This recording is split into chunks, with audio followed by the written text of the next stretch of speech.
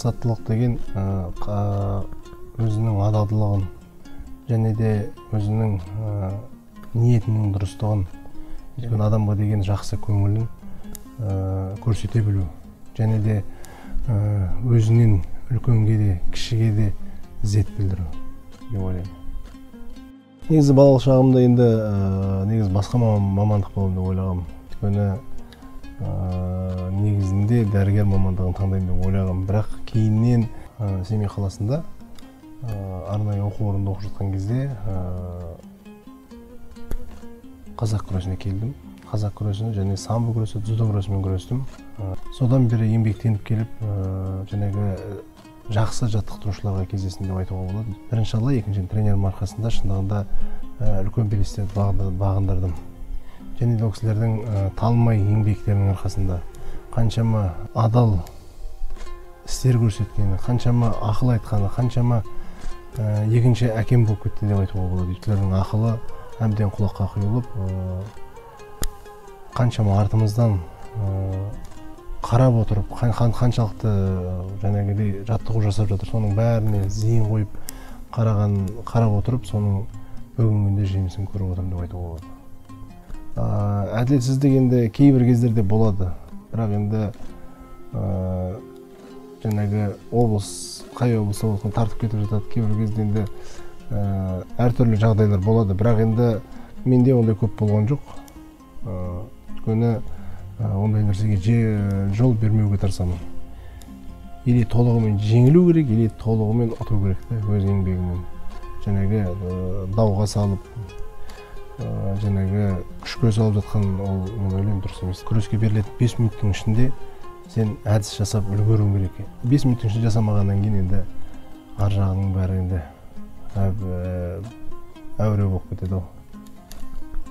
Мен өмірдегі үлгі тұтатын тұлғалар, біз енді спортшы болғаннан кейін жаңағы қазақтың тұңғыш олимпиада чемпионы былтырғы жылы өмірден озып кетті, Жақсылық Үшкемпіров ағамыз. Және де осы призер олимпиада чемпионы, әлемнің бірнеше дүркін союздің чемпионы Дәулет Тұрлыханов ағамыз, спорттың қазіргі алдағы біздің үлгі тұтатын ағаларымыз деп айтуға болады. Одан кейін де олимпиада ұтқан чемпиондар қаншама азаматтар бар. Енді солардың барлығын біз үлгі тұтып, сондай ағаларымыз сияқты болсақ екен деп, сол кісілердің жаңағы еңбекқорлығын қарап, бүгінгі күнде сондай сабақ алып, сондай белестерге жеттік деп ойлаймын. Елжан Нұрпақ деген өз еліне еңбек ете білетін, өзім деп ойламайтын, адал, таза шын жүрегімен беріліп істейтін адамды ұлтжанды деп айтуға болады. Өйткені ол өз елінің, мен енді спортта жүрген кезде мен өзім үшін еңбектенемін, бірақ елімнің намысын қорғау. Біз оқу жаттығуда жаңағы сбор дейді, сбор уақытында біз абай жолын жиі оқитынмын. Одан кейінгі Қажымұрат ағаларымыздың кітабы, Бауыржан Момышұлы аталарымыздың кітаптары, сборда шама жеткенше оқуға тырыстық біз. Парасатты қоғамды құру үшін қаншама еңбек тер төгу керек болады деп ойлаймын. Өйткені еріншекті жалқаулықты тастау керек. Парасаттылықты таныту үшін ниет түзу болу керек, әрқашан жанашырлығы мол болу керек, және де жалқаулықты жеңу керек. Сонда біздің елде парасатты қоғам болады деп ойлаймын.